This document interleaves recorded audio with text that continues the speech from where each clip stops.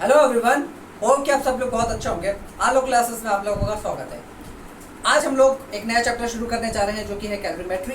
Calorimetry heat का ही एक part है, तो थोड़ा सा हम लोग रिवीजन करेंगे। मैं आप लोगों को सजेस्ट ये करूँगा कि मैंने हीट और एनर्जी का एक प्लेलिस्ट बना रखा है, वहाँ पे आप जाइए, उसका पार्ट 1 ज़रूर देखिए, जिसमें आपको हीट और टेम्परेचर के बहुत सारे कॉन्सेप्ट्स क्लियर हो। ठीक है, आइए हम लोग यहाँ पे रिवीजन करते हैं थोड़ा सा। तो हीट क्या होती है? हीट वो होती है जो कि एक मॉलिक्यूल, किसी भी एक ऑब्जेक्ट का मॉलिक्यूल या पार्टिकल काइनेटिक एनर्जी के तौर पे रखता है। यानी कि अगर कोई पार्टिकल है वो मूव कर रहा है, ठीक है, या वाइब्रेट कर रहा है ना, अपनी प्लेस पे, तो उसके अंदर में एक एनर्जी होगी। उस एनर्जी को हम लोग काइनेटिक एनर्जी बोलेंगे, और वो जो काइनेटिक एनर्जी होगी उसी को हम लोग क्या बोलते हैं? यहाँ पे हीट एनर्जी बोलते हैं। ठीक है, तो kinetic energy due to the random motion of the molecule of a substance is known as its heat energy. ठीक है, तो उसके बाद में हीट एनर्जी की जो यूनिट होती है वो क्या होती है? जूल होती है। एसआई यूनिट है ये जूल। ठीक, अब एक और यूनिट होती है जिसको हम लोग बोलते हैं कैलोरी। क्या बोलते हैं? कैलोरी बोलते हैं। अब ये जो कैलोरी होती है, 1 calorie is equal to 4.186 joule के बराबर में होती है। ठीक है, इसको आप लोग ध्यान रखिए, नोट कर लीजिए।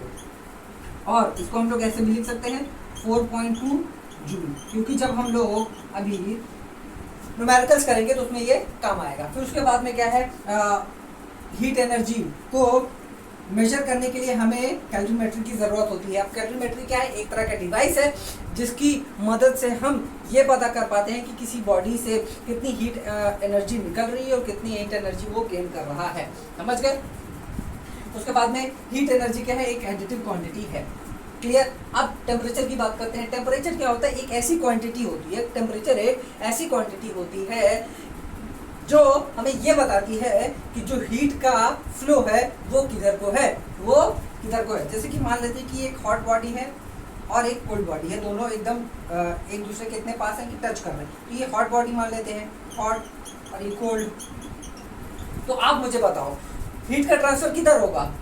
जाहिर सी बात है यहाँ से यहाँ पे होगा, क्योंकि हमें पता है कि जो हीट का ट्रांसफर होता है हॉट से कोल्ड बॉडी को होता है। तो यहाँ पे हमें डायरेक्शन पता चल गया, डायरेक्शन किधर है? हॉट से कोल्ड को जा रहा है इसका डायरेक्शन। तो हमें यहाँ पे ये पता चल जाएगा कि ये क्या है, इसका टेम्परेचर कितना है, क्या है, कैसे है, क्यों है। ठीक है, ये सारी चीज़ें हमें पता चलेगी। ठीक, तो उसके बाद में क्या है? इसकी यूनिट क्या होती है? केल्विन होती है, स्टैंडर्ड होती है। ठीक, हम लोग डिग्री सेल्सियस पे हम लोग नापते हैं ना, हर चीज़ देखते हैं डिग्री सेल्सियस, लेकिन इसकी स्टैंडर्ड जो एसआई यूनिट होती है वो होती है क्या? केल्विन होती है। ये क्या होती है? Degree Celsius. बस केल्विन में क्या होता है? केल्विन थोड़ा सा 273 प्लस डिग्री सेल्सियस होता है। और कभी कभी हम देखो आप लोगों को ये भी लिखेंगे, जैसे कि जूल पर केल्विन या फिर जूल पर डिग्री सेल्सियस, ये दोनों लिखेंगे तो कोई गलत नहीं है ना, क्योंकि यहाँ पे ये जो ये केल्विन और टेम्परेचर दिखाई दे रहा है, यहाँ पे जो टेम्परेचर है वो क्या है? राइज इन टेम्परेचर है। क्या है? Rise in temperature. तो राइज इन टेम्परेचर जो होता है सेल्सियस के स्केल पे और केल्विन के स्केल पे, जो राइज इन टेम्परेचर होता है वो बराबर होता है। वो जैसे कि 1 डिग्री बढ़ा, केल्विन पे 1 डिग्री बढ़ा तो 1 डिग्री क्या है? डिग्री सेल्सियस वाली स्केल पे भी बढ़ेगा। इसलिए हम लोग क्या है, दोनों को लिख सकते हैं, ऐसे भी लिख सकते हैं, कोई दिक्कत की बात नहीं है। लेकिन हम स्टैंडर्ड की अगर जहाँ पे भी बात करेंगे तो वो हम केल्विन वाला ही यूज़ करेंगे। इस बात का थोड़ा सा ध्यान रखिएगा। तो उसके बाद में थर्मामीटर्स का यूज़ करते हैं हम लोग। जैसे कि किसी को बुखार आ जाता है 1 2 3 4, मतलब 101 102 103 104 यहाँ तक, जो किसी को बुखार होता है तो हम लोग थर्मामीटर से नापते हैं ना, हमें ऐसे ही तो पता चलता है। बचपन में हम लोग कहते थे कि अरे हमको कल बुखार आया था 110 डिग्री था। अरे बाप रे, 110 डिग्री आया तो निकल लिए होते कब का, है ना, अगर कोई अनजानकार बच्चा होता वरना भौकाल मारने के लिए हम लोग ऐसा बोला करते थे पहले। ठीक है, कोई बात नहीं है। ठीक, अब हम लोग यहाँ पे देखते हैं दूसरा, it is not an additive quantity. ठीक, अब बात आती है कैलोरी की। ठीक है, यहाँ पे बात आती है कैलोरी की, जो कि हीट की ही एक यूनिट है।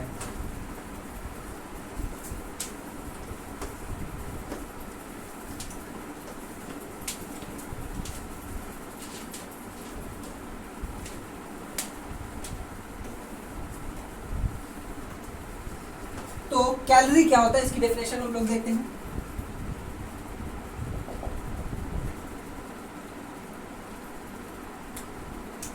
1 calorie is the amount of heat energy required to rise the temperature of 1 gram water through 1 degree 1 kelvin और 1 डिग्री सेल्सियस। इसको नोट करें। इस डेफिनेशन का कहने का मतलब ये है कि अगर हम 1 ग्राम वाटर ले लेते हैं, क्या है 1 ग्राम वाटर है, अब मान लेते हैं ये कुछ 27 डिग्री पे रखा हुआ है, ये वाटर 27 डिग्री पे रखा हुआ है, तो जैसे ही हमने इसको क्या किया, हीट प्रोवाइड की, तो क्या हुआ, इसका टेम्परेचर जो है 28 डिग्री सेल्सियस बढ़ गया। तो ये जो चेंज इन टेम्परेचर हुआ, यानी कि 1 डिग्री जो बढ़ा है, तो इसको बढ़ाने में जितनी हीट एनर्जी लग रही है उसी को हम लोग क्या बोलेंगे, 1 कैलोरी बोलेंगे। क्या बोलेंगे, 1 कैलोरी बोलेंगे। ठीक, अब इसी की कह सकते हैं कि 1 किलो कैलोरी बोल सकते हैं हम लोग। 1 किलो कैलोरी भी होती है, ये भी आपको कहीं ना कहीं देखने को मिल जाएगा। ठीक है, ये क्या होती है, बस यहाँ पे क्या है, थोड़ा सा हम यहाँ पे किलो लगा देंगे। ठीक है, amount of heat energy required to raise the temperature of 1 kilogram of water through 1 degree Celsius और 1 कैलोरी। बस इतना ही अंतर है ना। यहाँ पे क्या हो जाएगा कि अगर हम जहाँ पे किलो की बात कर रहे होंगे, तो यहाँ पे जो हमारा वेट हो जाएगा वो ग्राम में नहीं, वो किलोग्राम में हो जाएगा, किलोग्राम में हो जाएगा। तो जो हीट एनर्जी हम इसको प्रोवाइड कराएंगे, यानी कि उसका टेम्परेचर बढ़ाने के लिए, तो यहाँ पे क्या हो रहा है, क्या होगा, टेम्परेचर बढ़ जाएगा, तो जो हमारी हीट एनर्जी होगी वही क्या होगी, 1 किलो कैलोरी होगी। अब यहाँ पे आपको थोड़ा सा देखो, गौर करने वाली बात है कि जब 1 ग्राम था, ठीक है, जब 1 ग्राम वेट था तो उसको केवल 1 ही कैलोरी लगी, लेकिन जब हम 1 किलो वाटर रख दिए तो वहाँ पे 1000 कैलोरी लग रही है। ठीक है, 1000 कैलोरी, यानी कि 1 कैलोरी, किलो कैलोरी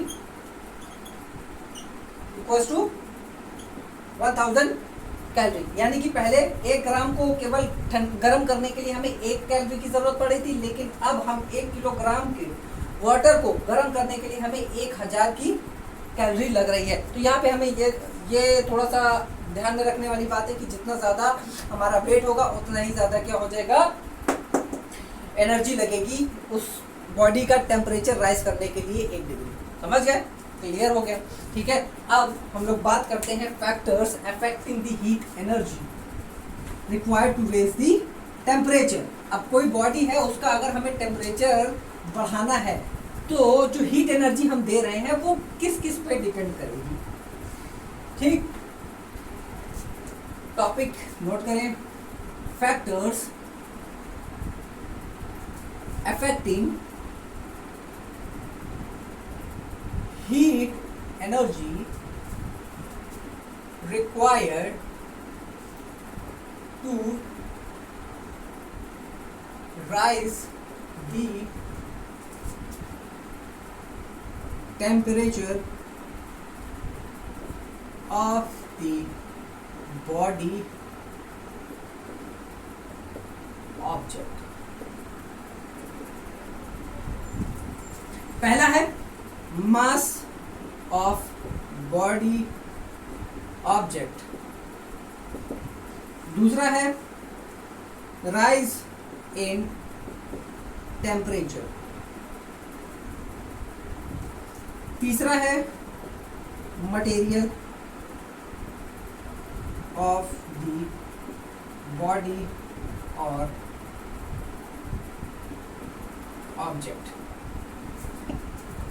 ये 3 ऐसे फैक्टर्स हैं जिसकी वजह से जो हीट है वो इफेक्ट होती है जब हम किसी भी बॉडी का टेम्परेचर राइज कर रहे होते हैं। तो पहला है हमारा मास ऑफ द बॉडी। ठीक, मास ऑफ द बॉडी कैसे इफेक्ट करती है, देखो जैसे कि अभी मैंने बताया कि 1 किलोग्राम हमने पानी लिया। ठीक है, अब यही हमने यहाँ पे 2 किलोग्राम पानी ले लिया।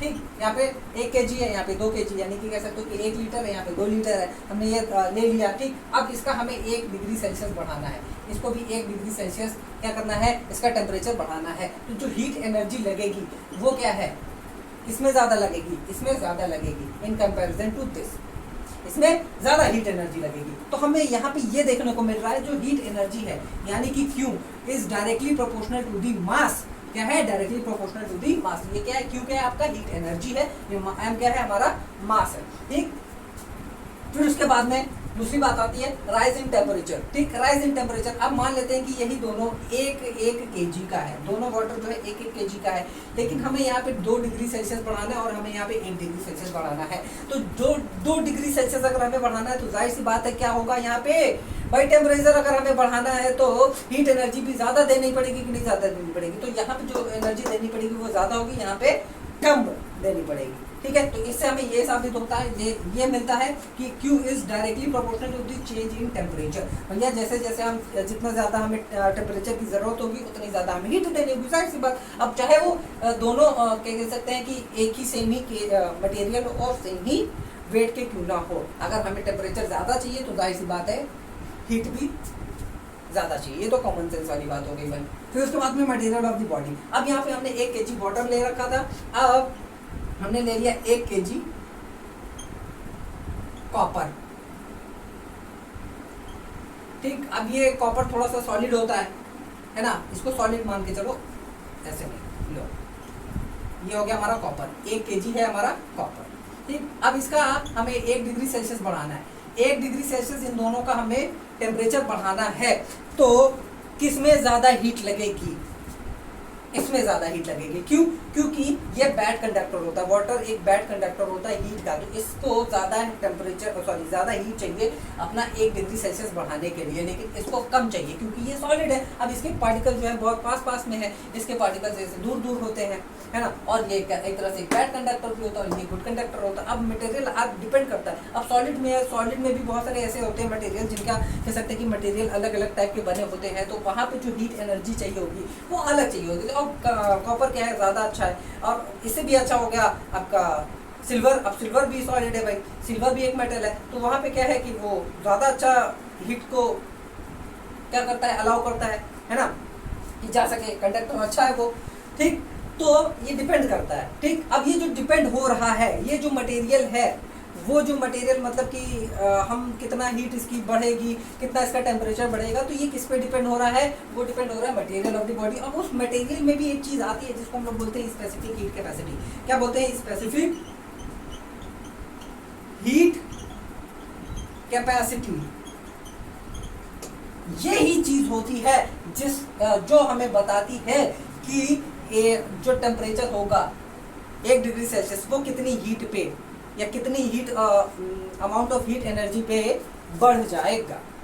ठीक है, क्लियर है? तो इसको समझने के लिए, ठीक है, स्पेसिफिक हीट और कैपेसिटी को समझने के लिए हमें हीट कैपेसिटी समझना होगा। लेकिन उससे पहले ये जो हमें लिखा है, हमने दिया है, ठीक है, ये कुछ इक्वेशन बनाई है, इसका थोड़ा सा हम लोग एक्सप्रेशन बना देते हैं। ठीक, तो यहाँ पे Q is directly proportional to M is into T, delta T। ठीक, ये डेल्टा T यानी कि टेम्परेचर, डेल्टा टेम्परेचर, ठीक है, यानी कि चेंजिंग टेम्परेचर हो गया। ठीक है, हम इन दोनों को कंबाइन करके ऐसे लिख सकते हैं, बिल्कुल ले सकते हैं। अब यहाँ पे क्या है, ये प्रोपोर्शनैलिटी का एक साइन है, ये प्रोपोर्शनैलिटी का साइन, अगर हमें इसको यहाँ पे इक्वल साइन बनाना है तो क्या करना पड़ेगा, इसको हटाना पड़ेगा, साथ ही साथ में एक कांस्टेंट भी लगाना पड़ेगा। तो यहाँ पे जो कांस्टेंट आ रहा है किसी भी एक बॉडी का, किसी भी एक ऑब्जेक्ट का, तो वो होता है स्पेसिफिक हीट कैपेसिटी, यानी कि C। क्या होता है? Specific heat capacity. अब यही अलाउ करती है कि भैया हमें कितना एनर्जी चाहिए कि हम 1 डिग्री बढ़ा दें इसका टेम्परेचर, अपना जो है टेम्परेचर 1 डिग्री बढ़ा दें, हम डिसाइड करेंगे। कौन डिसाइड करेगा? स्पेसिफिक हीट कैपेसिटी डिसाइड करेगा। ठीक है, क्लियर है? यानी कि स्पेसिफिक हीट कैपेसिटी क्या है?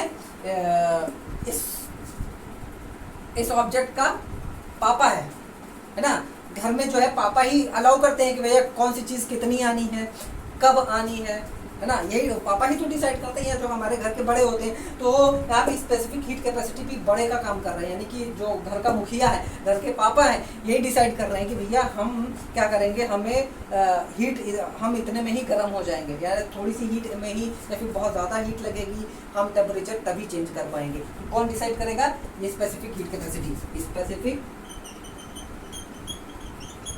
Heat capacity. क्लियर हो गया? और ये हमारा हीट एनर्जी का क्या निकल करके आ गया, इक्वेशन निकाल करके आ गया। अब हम इससे क्या कर सकते हैं, हीट एनर्जी निकाल सकते हैं। अगर हमको स्पेसिफिक हीट कैपेसिटी पता है, मास पता है और चेंज इन टेम्परेचर पता होगा, तब हम क्या कर सकते हैं, हीट एनर्जी निकाल सकते हैं कि हीट एनर्जी कितनी ज़रूरत है या कितनी मिल रही है या कितनी दी जा रही है। ये हम यहाँ पे क्या कर सकते हैं, डिसाइड कर सकते हैं, बता सकते हैं।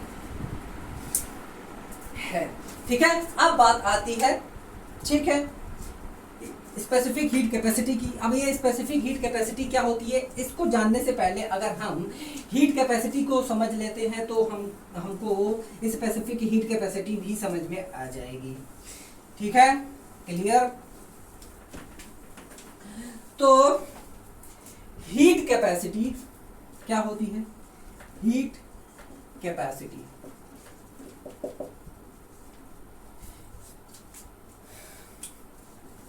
heat capacity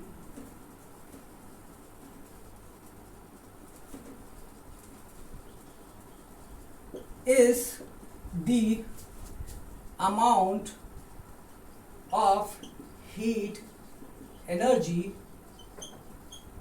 required to rise the temperature of body, whole body by 1 kelvin और 1 डिग्री सेल्सियस। हीट कैपेसिटी का मतलब ये है कि अगर कोई हम ऑब्जेक्ट ले लेते हैं या कोई बॉडी ले लेते हैं, मान लेते हैं हम वाटर लिए, ठीक, मान लेते हैं हमने वाटर ले लिया। अब इसको जब हम गर्म कर रहे हैं, ठीक, अब जब हम इसको गर्म कर रहे हैं तो अगर इसका टेम्परेचर 1 डिग्री सेल्सियस बढ़ गया, मान लेते हैं कि 28 डिग्री सेल्सियस है, अब हमने क्या कर दिया, इसको गर्म किया, अब हीट एनर्जी हम दे रहे हैं। अब इसका हीट एनर्जी जब 29 यानी कि टेम्परेचर इसका 29 हो गया, 28 से 29 हो गया, तो जो अमाउंट ऑफ हीट एनर्जी हम दे रहे हैं जिसकी वजह से इसका टेम्परेचर चेंज हुआ, उसी को हम लोग क्या बोलते हैं, हीट कैपेसिटी बोलते हैं, हीट कैपेसिटी बोलते हैं। इसका कह सकते हो कि हिंदी में एक तरह से इसकी क्षमता, ठीक है, कि कितना हीट एनर्जी देने पे इसका जो है टेम्परेचर बढ़ जाएगा, तो उसी को हम लोग क्या बोलेंगे, हीट कैपेसिटी बोलेंगे। ठीक है, अब ये देखो थोड़ा सा गौर करने वाली बात ये है कि इस पूरे ऑब्जेक्ट का जो टेम्परेचर है वो 1 डिग्री सेल्सियस बढ़ रहा है, तभी उसको हम लोग क्या बोलेंगे, हीट कैपेसिटी बोलेंगे पूरे ऑब्जेक्ट का। ठीक है, अब इसकी जो यूनिट होती है, हीट कैपेसिटी की जो यूनिट होती है वो होती है आपकी Q/T, यानी कि जूल पर केल्विन होती है। क्या होती है, जूल पर केल्विन होती है, और ये हमारा क्या है, उसका रिप्रेजेंटेशन है, यानी कि C डैश से इसको रिप्रेजेंट करते हैं। साथ ही साथ में इसका फॉर्मूला Q/ΔT होता है, डेल्टा टी यानी कि चेंज इन टेम्परेचर, और ये क्यों क्या है, हमारा हीट एनर्जी है। ठीक है, हीट एनर्जी है, और इसकी यूनिट हो जाएगी जूल पर केल्विन या फिर जूल पर केल्विन, ऐसे भी आप लोग लिख सकते हैं। ठीक है, क्लियर है। तो इसकी यूनिट हो गई क्या है, ये SI यूनिट है। हम जूल पर डिग्री सेल्सियस भी लिख सकते हैं, कोई दिक्कत नहीं है। ठीक है, अब अगर हम इसे केल्विन में लिखना है तब कैसे लिखेंगे, तो जूल और कैलोरी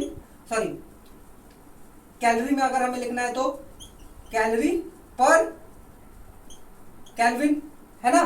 तो ये किसके बराबर में हो जाएगी, 4.2 जूल पर केल्विन के बराबर में हो जाएगी। अगर हम इसको कैलोरी में लिख रहे हैं तो इसकी यूनिट अगर हम कैलोरी में लिख रहे हैं तो हीट कैपेसिटी की। ठीक है, तो ये क्या हो गया, हीट कैपेसिटी हो गया। अब स्पेसिफिक हीट कैपेसिटी क्या होती है, ये स्पेसिफिक हीट कैपेसिटी क्या हो जाएगी, कुछ नहीं, बस यहाँ पे हल्का सा एक चेंज हो जाएगा, स्पेसिफिक। अब स्पेसिफिक से ये आपको समझ में आ जाना चाहिए कि एक पर्टिकुलर मास के लिए होगा। क्या होगा, एक पर्टिकुलर यूनिट मास के लिए होगा। तो it is the heat energy required, it is the heat energy required to raise the temperature of the body or object, of unit mass of body by 1 degree Celsius और 1 kelvin.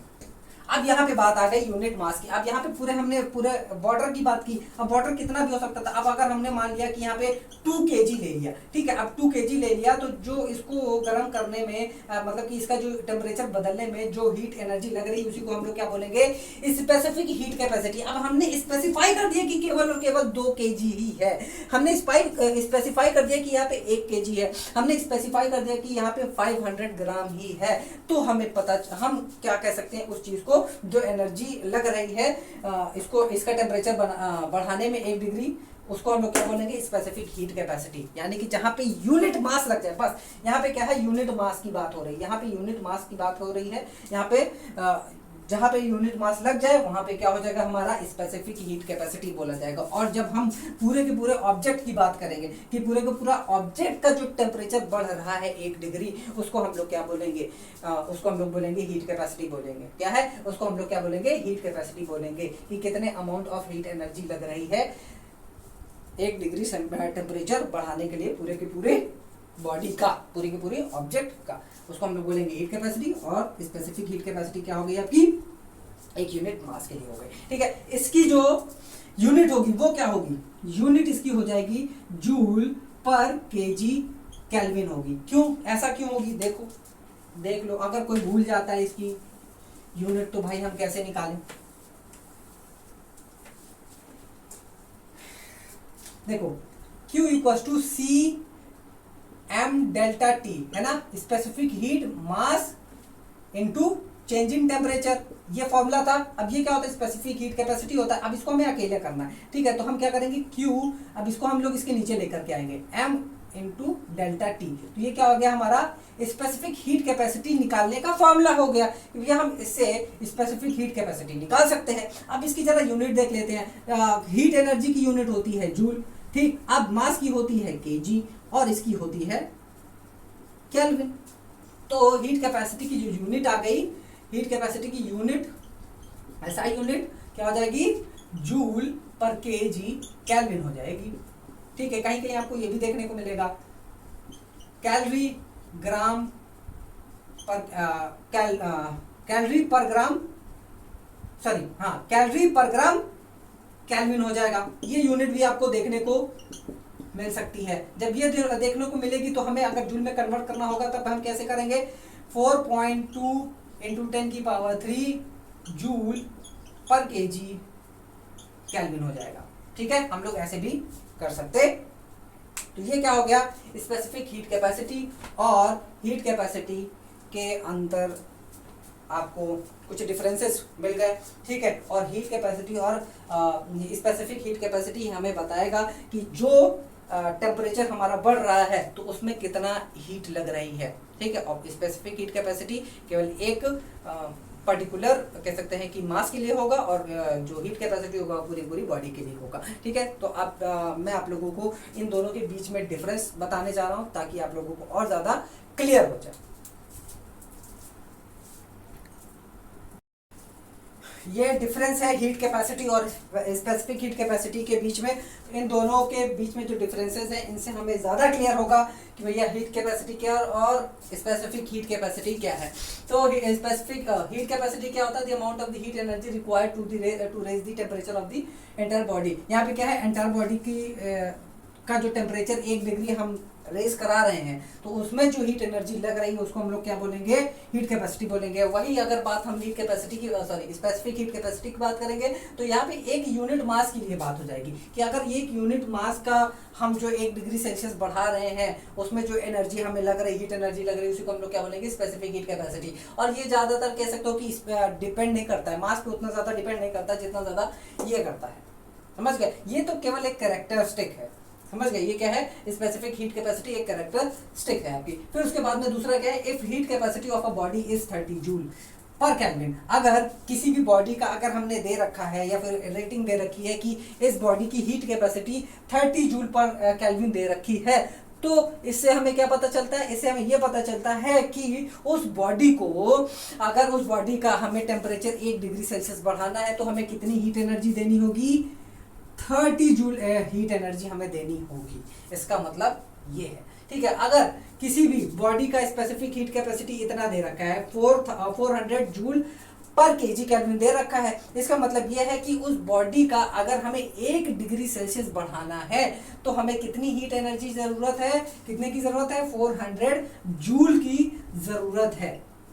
ठीक, जिससे हमें क्या होगा, उसका टेम्परेचर 1 केल्विन बढ़ जाएगा, उसका 1 केल्विन टेम्परेचर जो है बढ़ जाएगा। ठीक है, अब ये क्या है, इस हीट कैपेसिटी का हमारा फॉर्मूला है। अब देखो ये दोनों कैसे रिलेटेड होते हैं। देखो यहाँ पे C is equals to mass into specific heat capacity. ये देखो ये रिलेशन, ये थोड़ा रिलेशन भी आप लोग ध्यान रखिएगा इसमें, ये वाले में और ये वाले में। ठीक है, बाकी ये दोनों तो फॉर्मूला है ही, ये वाला फॉर्मूला है और ये वाला फॉर्मूला है, ये हीट कैपेसिटी के लिए, स्पेसिफिक हीट कैपेसिटी के लिए। लेकिन ये क्या है, हीट कैपेसिटी और स्पेसिफिक हीट कैपेसिटी के बीच में का दोनों का रिलेशन है। क्या है, दोनों के बीच में का रिलेशन है। कैसे हम लोग उन दोनों को रिलेट कर पा रहे हैं। ठीक है, इसको आप लोग नोट कर लें, छाप लें। मैं आप लोगों को कुछ स्पेसिफिक हीट कैपेसिटीज के बारे में बताता हूं जो कि कुछ सब्सटेंस के स्पेसिफाइड होते हैं, हमें पता होने चाहिए थोड़े बहुत। ठीक है, तो छापने से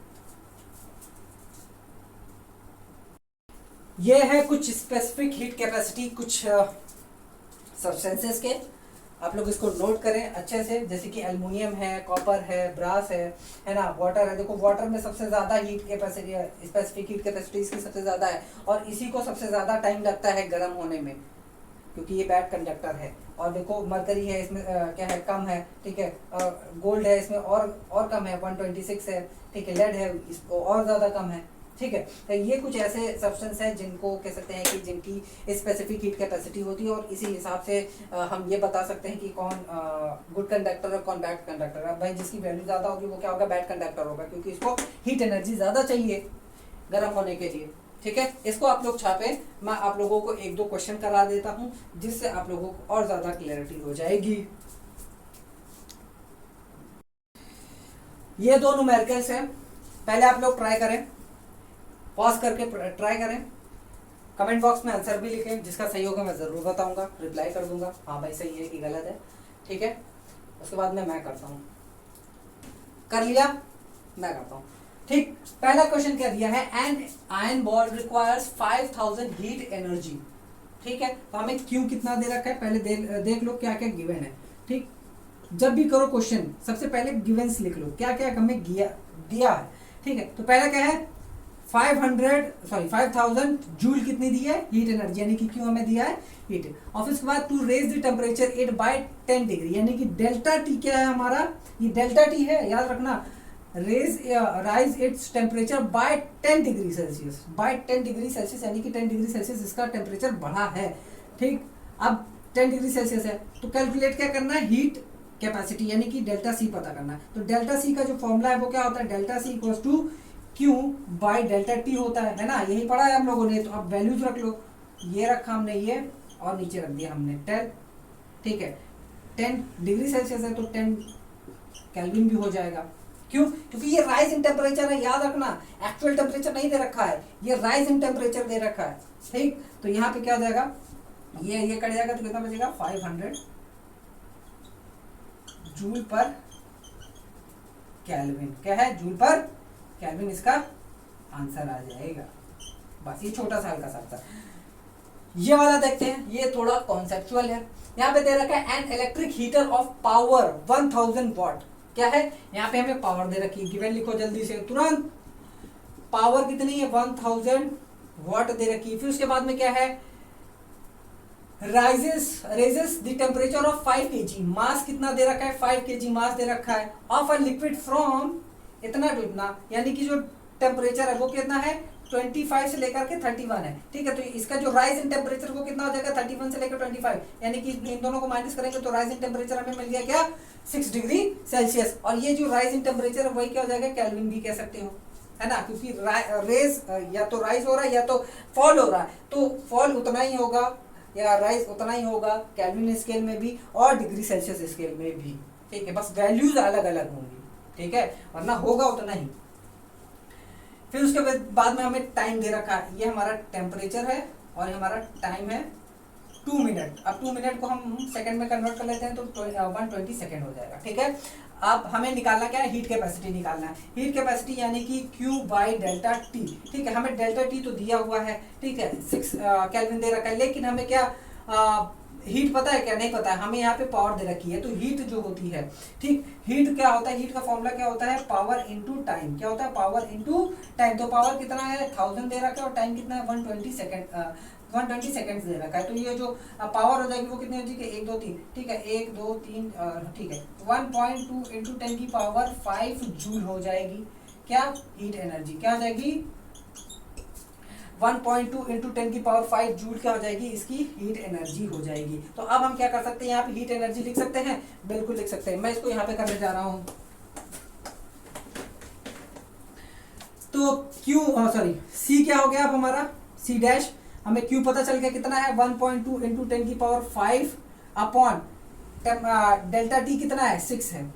कितना है, 6 है। जब हम इन दोनों को काटेंगे तो ये 1 हो जाएगा, ये हो जाएगा 0.2 इंटू 10 की पावर 5। ठीक है, तो C हमारी क्या हो गई, 0.2 इंटू 10 की पावर 5 जूल पर केल्विन, और 2 इंटू 10 की पावर 4 इंटू जूल पर केल्विन। ठीक है, अब स्पेसिफिक हीट कैपेसिटी ये क्या होती है, क्या होती है, ये होता है specific heat capacity equals to the heat capacity upon mass, है ना। तो specific heat capacity, sorry heat capacity कितनी है, 2 इंटू 10 की पावर 4 जूल पर केल्विन अपॉन ये मास हो जाएगा हमारा 5 kg। ठीक, कितना हो गया, 5 kg, है ना, पुट कर दिया हमने वैल्यू। ठीक, अब इसको हम क्या लिख सकते हैं, 20 इंटू 10 की पावर 3 जूल, ये लिख सकते हैं। ठीक, तो ये 5 1 जा 5, 5 4 जा 5 1 जा 5, 5 4 जा 20, तो ये हो जाएगा 4 इंटू 10 की पावर 3 जूल पर केजी केल्विन।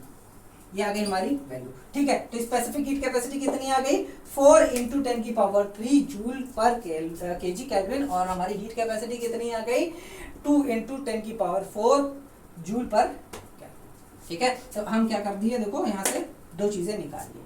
ठीक है, हीट कैपेसिटी और स्पेसिफिक हीट कैपेसिटी। तो आप लोग इसको नोट कर लें, और यहाँ पे हमारी होती है क्लास खत्म। आपको अच्छा लगा तो अपने दोस्तों के साथ में भी शेयर करें, उनको भी पढ़ने का हक है। देखो फ्री में सारी चीज़ें मिल रही हैं तो उनको भी शेयर करो, क्वालिटी एजुकेशन मिल रही है। साथ ही साथ में हैंड रिटन नोट्स भी मिल रहे हैं। डिस्क्रिप्शन बॉक्स में टेलीग्राम चैनल का हमने लिंक दे रखा है, वहाँ पे जा करके आप नोट्स भी डाउनलोड कर सकते हैं। ठीक है, तो आप लोग इसको अच्छे से मन लगा करके पढ़ें, और हम लोग मिलते हैं नेक्स्ट वीडियो में। तब तक के लिए टेक केयर, बाय बाय।